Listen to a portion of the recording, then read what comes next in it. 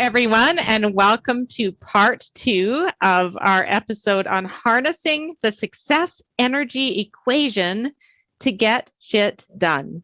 And I'm so delighted to have Michelle Cederberg on the Dr. Laura Where Work Meets Life podcast again to discuss some tips and tricks and tools to build our energy and regain our focus in the challenging times that we're in and in our busy lives. And what I'm really excited about is Michelle's book, The Success Energy Equation, which she talked about in the last episode, and we'll have it in the show notes, how to order it. It's available on Audible as well. But without further ado, I have some more questions to ask Michelle about her own work-life wellness and some more of her recommendations and tips for ours. So what I'm going to start with, Michelle, is to ask you, what has changed for you as a result of the pandemic in terms of the way that you do your work and help your clients and influence others? Well, my main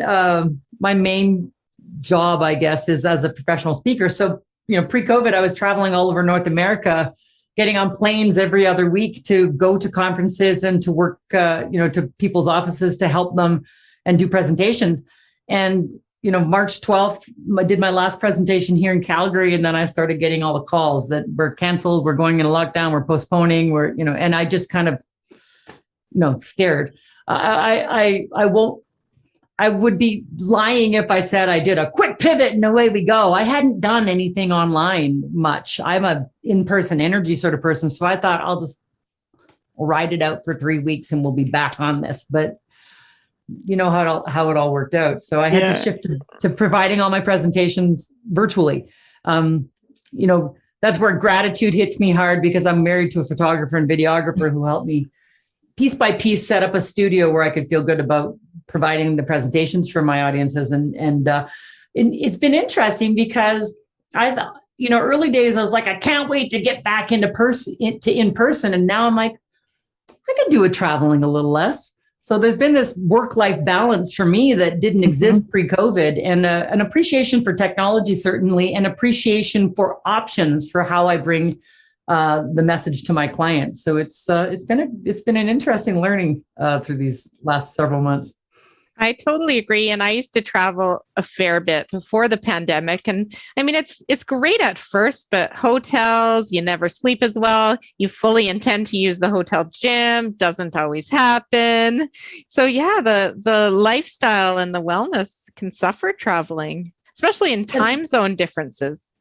Yeah. And, I like my husband and my dog, and I miss them when I'm away. And, my presentation finishes and I still have to travel home. And if it's Halifax, it's an entire day. And, sometimes I can't go till the next morning. And now oftentimes I'll finish a presentation, I'll go down and have lunch with my husband because we both work from home.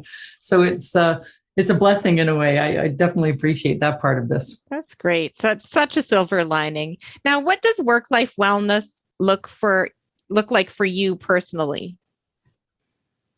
I take great pride in walking my talk. So I do talk about work-life balance and stress management. And so I believe in, work flex. I'm self-employed. And, I think if there's going to be any benefit to being self-employed, it's to being able to take a Friday afternoon off to go golf, or to take an extra long weekend every now and then, or to cut out of work, before the rain starts and go for an afternoon bike ride or something like that. So I value doing hard work, absolutely, but I also value having that opportunity to stop and go play in the garden. The other day I had work to do and I finished my most pressing things, but the weather was coming in and it was going to be getting cold in Calgary overnight. And so I went outside and just puttered in my garden, picking all the rest of the tomatoes that, were on the edge of ripening, and just, smelling all the smells and being out there. And it was just a nice way it was nice to have the choice. But for me, work-life balance and work-life wellness always means some sort of movement. It's been my sanity saver through the pandemic. And I have a dog, so, she keeps me honest, and we walk daily, sometimes twice. And just, I also like generally healthy eating, but I also like that balance of a nice glass of wine with dinner. So to me, wellness, it's not about just being perfect. It's about listening to what we need for ourselves and, trying to enjoy life a bit. Otherwise, why are we working so darn hard? Exactly. And I love that you practice what you preach. And we always talk about that on every episode is that work-life wellness topic. And I always ask this question as well, in terms of what's been your greatest challenge over the years when it's come to your own work-life wellness, and how did you overcome that challenge?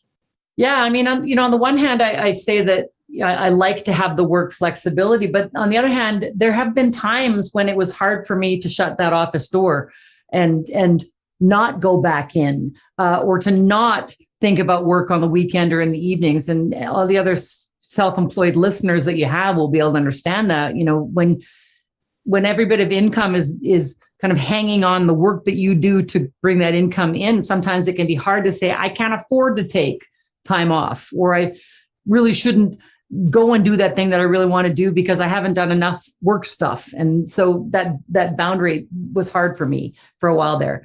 And if I think about how I got over it or how I'm still getting over it, I set my income goals, if you will, monthly, quarterly. And if I have a month where I've reached my goal, I will be a lot more kinder and gentler to myself. And I'll start looking forward to how I can fill other months so that I can, have more balance moving forward. I don't know if that makes sense, but it's not about,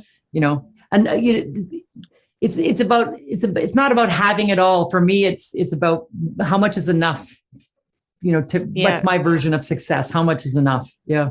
Yeah. Otherwise it's a slippery slope, right? You never have enough because there's always more to be had if you let yourself go down that path, but at what cost, right? Yeah, exactly. So what's one book or podcast that you would recommend? I mean, and podcast. I'd love to hear at least one book and one podcast or more about that it really resonates with you and that other people. I have this book here right now, and it's The Happiness Advantage by Sean Aker. Because I love this book because it's a massive reminder that you're not going to get happy by being successful. You're going to be successful by nurturing your emotional health, by tapping into the things that fill you with joy. And so it shares all sorts of. I'm a science geek, much like you are, I'm imagining. But it's the 7 principles of positive psychology that fuel success and performance at work, and it's an interesting read to me. I also admit to liking anything by Stephen Pressfield, and it's not wellness based, but it's he has a book called Do the Work. He's got one called The War of Art, the War of Art, which is overcoming resistance to the things that we know we need to do. So that's the discipline piece for me. And another book called Turning Pro. And he's a bit punchy. I really like him. Yeah, just like you. You're punchy too, having to read the title of your book.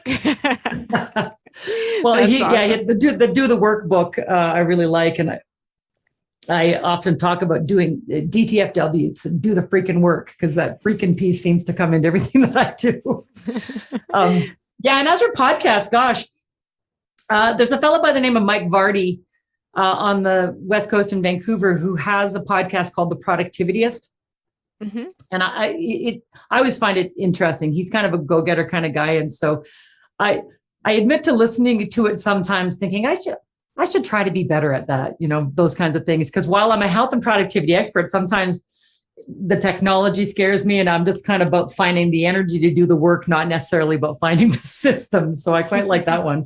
And there's another one, a gal named Megan Sumrall in the US, work-life harmony. And it's generally directed towards women, but she's spunky as well. So it resonates. So those are 2 podcasts that I often go to.